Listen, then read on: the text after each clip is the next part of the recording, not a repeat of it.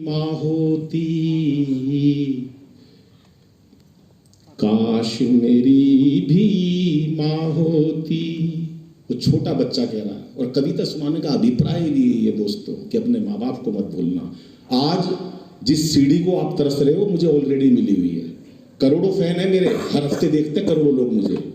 सब कुछ भगवान ने दे दिया है, लेकिन दोस्तों जिस चीज़ को मैं नहीं बोला अपने माँ बाप को, आपको भी कभी नहीं भूलना चाहिए। ये दोस्ती यारी, ये प्यार मोहब्बत यहीं रह जाएगा। कुछ दिन बाद माँ बाप ही याद आएंगे। तब पढ़ता हूँ दोस्तों संस्कारों की कविता।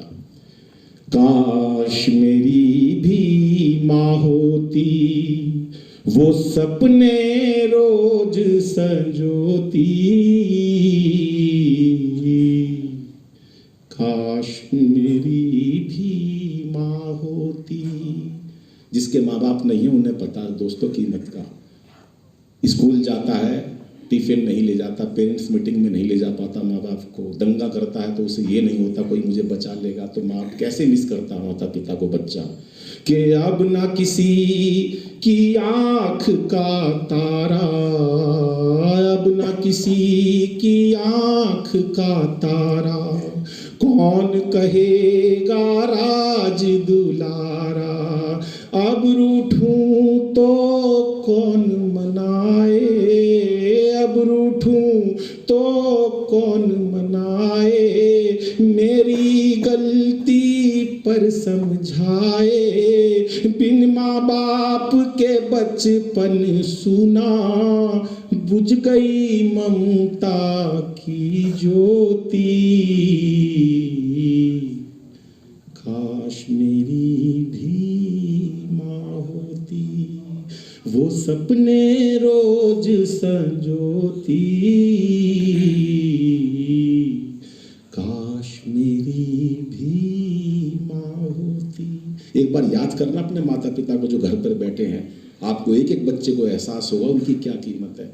7 साल का बच्चा है, कोरोना हुआ, घर में कोई नहीं था, उसके बाद सब थे होने के बावजूद भी हम डिप्रेशन में चले गए। क्योंकि जब बुखार होता है, खराब होती है, तो दोस्तों हमें लगता है हमारे माँ बाप हमारे पास हो, हमारे बहन भाई पास हो। दोस्तों कभी फील करना माँ बाप की कीमत को। 7 साल का बच्चा बहुत तेज बुखार हो जाता है, उसके बाद उसके क्या फीलिंग आती है मन में, उस फीलिंग को इजहार करता हूँ अपनी कविता से। कि कल जब घर में बच्चा अकेला तो क्या सोचता होगा कि कल जब मुझको ताप ने घेरा, कल जब मुझको ताप ने घेरा, तो भर आया पागल मन मेरा, भर आया पागल मन मेरा। आँखों में उस माँ का चेहरा, लिटा गोद में दवा पिलाती, वो लोरी गा कर मुझे सुलाती।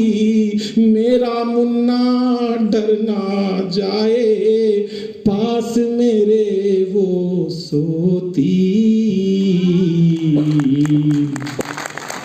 काश मेरी भी माँ होती, वो सपने रोज संजोती। काश मेरी भी माँ होती। तमाम लोगों की आंखों में आंसू और उनके चेहरे की भीतर की भावनाएं उमड़ पड़ती हैं। ये है हमारा सच्चा भारत। दोस्तों अंतिम 3 पंक्तियां पढ़कर अपना स्थान लेता हूँ। एक दोस्त ने पूछा, अनिल भाई बहुत पैसा हो गया है, बहुत पद मिल गया बड़ा, आप माँ की कविता सुनाते हो, इसकी प्रेरणा क्या है? मैंने कहा दोस्तों सब कुछ जीवन में मिला है।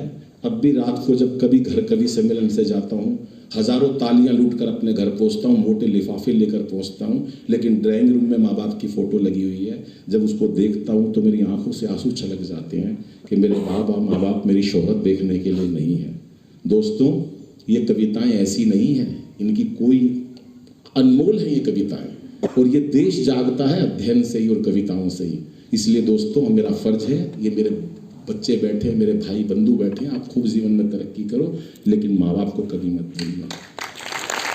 एक बोला माँ बाप का फर्ज कैसे पूरा करूँ, अभी श्राद्ध गए हैं, पीछे पितृपक्ष गया है, मैंने कहा कभी माँ बाप का ऋण नहीं उतार सकते, कोई भी नहीं उतार सकता।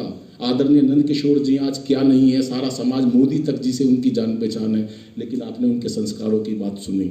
दोस्तों जगदीश मित्तल जी बैठे हैं, तमाम फैकल्टी के लोग बैठे हैं, मैनेजमेंट बैठा है, यहाँ सबसे उम्र में जो सबसे बड़ा व्यक्ति बैठा है वो भी अपने माँ बाप को कभी नहीं भूल सकता।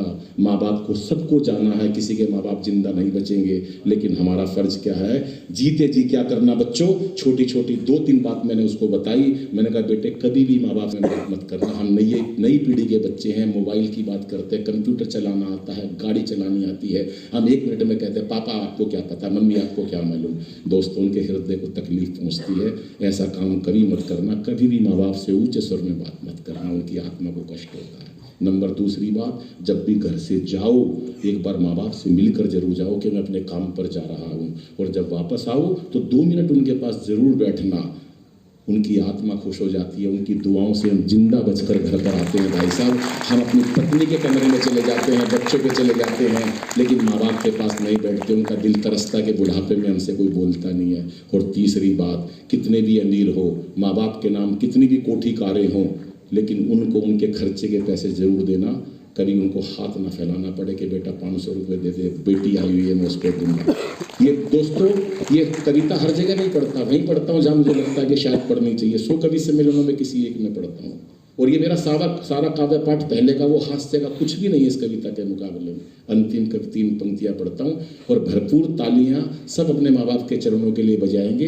अंतिम 3 पंक्तियाँ सुनिएगा साहब कि मात पिता अनमोल खजाना, मात पिता, जोगी भाई सुनना, कि मात पिता अनमोल खजाना, इनका प्यार ना कभी भुलाना, इनका प्यार ना कभी भुलाना, कष्ट यदि तुम पहुंचाओगे,